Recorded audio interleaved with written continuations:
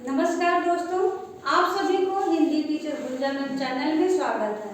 दोस्तों, आज हम लोग जानेंगे संज्ञा। संज्ञा क्या है, संज्ञा किसे कहते हैं। तो दोस्तों, आप लोग अगर इसको सावधानी पूर्वक अगर सुनेंगे और समझेंगे तो उम्मीद है कि आप लोग ऑनलाइन तक इन सभी भागों को अच्छे तरीके से समझने में सक्षम होंगे। तो चलिए हम लोग स्टार्ट करते हैं। संज्ञा दोस्तों, किसी का भी नाम संज्ञा कहलाता है। किसी का मतलब संसार में जितने भी वस्तुएं हमसे तहत अंतर्गत में देखी जाती हैं वो सब हमारे संज्ञा होते हैं। ठीक, तो किसी भी नाम को हम संज्ञा कहते हैं। कोई भी नाम हो उसे हम क्या कहते हैं, संज्ञा कहते हैं। इस दुनिया में जो भी है उसका कुछ ना कुछ नाम होता है और उसे ही हम संज्ञा कहते हैं। जैसे आप देख रहे हैं, मार्कर है, मनुष्य है, दीवार है, पेड़ है, पौधा है, समस्त चाहे वस्तु हो, चाहे वो निर्जीव हो और वो चाहे सजीव हो, यानी जिसमें जान हो या जिसमें जान ना हो, वो सब हमारे क्या होते हैं, संज्ञा होते हैं। और कहीं न कहीं जो भी वस्तुएं हैं निर्जीव और सजीव से जुड़ करके उन सब का कुछ न कुछ नाम ही होता है, तो हम उसे क्या कहते हैं, संज्ञा कहते हैं। आई होप आप लोगों को ये इतना जो है समझ में आया कि संज्ञा किसे कहते हैं। यानी संसार में जो भी चीजें, चाहे वो निर्जीव यानी जिसमें जान हो या जिसमें जान ना हो, हर एक वस्तु का कुछ ना कुछ नाम होता है, उसे ही हम क्या कहते हैं, संज्ञा कहते हैं। ठीक, उसे ही हम संज्ञा कहते हैं। नेक्स्ट पार्ट हमारा है कि संज्ञा के भेद। संज्ञा के कितने भेद होते हैं, तो आज हम संज्ञा के 5 भेदों का ही विवरण दर्शाने जा रहे हैं। जैसा पहला हमारा है व्यक्तिवाचक संज्ञा, दूसरा जातिवाचक संज्ञा, तीसरा समूहवाचक संज्ञा, चौथा द्रव्यवाचक संज्ञा और 5वां है भाववाचक संज्ञा। दोस्तों, संज्ञा के भेद हमारे कितने हैं, 5 हैं। व्यक्तिवाचक संज्ञा, जातिवाचक संज्ञा, समूहवाचक संज्ञा, द्रव्यवाचक संज्ञा और भाववाचक संज्ञा। ये 5 हमारे ये 5 हमारे संज्ञा के भेद हैं। ठीक, अब हम आइए चल रहे हैं एक एक पार्ट, यानी जो संज्ञा के 5 भेद हैं उसको हम लोग लाइन बाय लाइन उसको डिफिनेशन सहित जानेंगे। ठीक दोस्तों, व्यक्तिवाचक संज्ञा ऐसा नाम जो किसी एक का हो, ऐसा नाम जो किसी एक का हो और उससे उसकी क्या हो, पहचान हो, और उससे पहचान हो, उसे हम क्या कहते हैं, जातिवाचक संज्ञा। यानी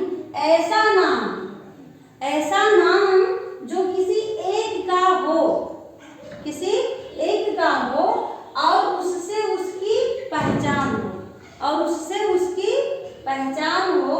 जैसे पूर्व, श्याम। अब मान लो पूर्व है तो पूर्व क्या है, दिशाएं होती हैं, तो पूर्व को क्या कहा गया, पूर्व हो गया। ठीक, अब नाम है पूर्व, पश्चिम, उत्तर, दक्षिण। श्याम, अब श्याम, राम, लक्ष्मण, भरत, किसान, राजू, सुनीता, ऐसे अनेक जो क्या है नाम है, तो हम उसे क्या कहते हैं, व्यक्तिवाचक संज्ञा। दोस्तों, दूसरा हमारा है जातिवाचक संज्ञा। क्या है, जातिवाचक संज्ञा। जातिवाचक संज्ञा हम किसे कहते हैं, ऐसा शब्द जिससे संपूर्ण जाति का बोध हो। क्या हो, संपूर्ण जाति का, यानी सभी जाति का बोध हो, उसे हम कहते हैं जातिवाचक संज्ञा। ठीक, जैसे लड़का, क्या मान लो लड़का है, अब लड़का कहने पर क्या है, लड़का तो संपूर्ण हो गया, क्या हो गया, संपूर्ण हो गया। अब लेकिन लड़का कहने पर उसके अंदर लड़का कोई है तो आप उसको राम भी कह सकते हो, लक्ष्मण भी कह सकते हो।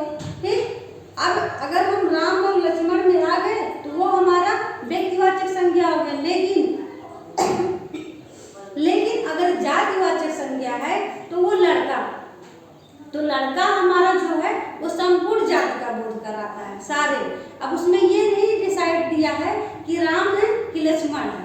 ठीक, तो नाम नहीं बताया गया, लेकिन लड़का वो एक कैटेगरी में रखा गया, लड़का, जिसको हम उसको एक जातिवाचक संज्ञा में मानते हैं। ठीक, तो ये हमारा जातिवाचक संज्ञा हो गया, यानी ऐसा शब्द जिससे संपूर्ण जाति का बोध हो उसे हम जातिवाचक संज्ञा कहते हैं। तीसरा दोस्तों हमारा है समूहवाचक संज्ञा। क्या है? समूहवाचक। तो नाम से ही पता चलता है, किसी सभा की बात हो, किसी क्लास की बात हो, किसी भी कोई भीड़ हो, ठीक, ये सारे हमारे समूहवाचक हैं। चलिए जानते हैं डिफिनेशन के माध्यम से। यह जातिवाचक का ही एक भाग है। जातिवाचक संपूर्ण जाति का बोध, उसको हम क्या कहते हैं? जातिवाचक। तो यह जातिवाचक का ही एक भाग है। समूहवाचक जातिवाचक का ही एक भाग है।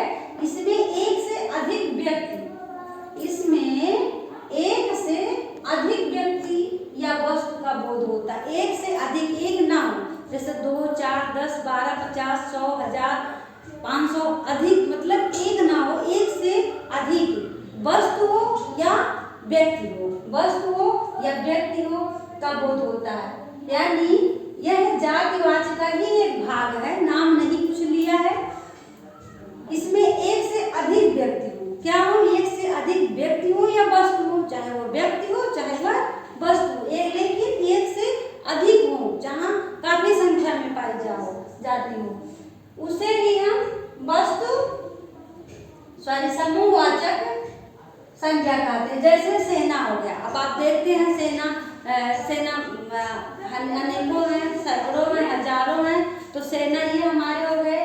सभा हो गई। सभा आप देखते हैं कि कहीं भी भीड़ जमी है, क्या है?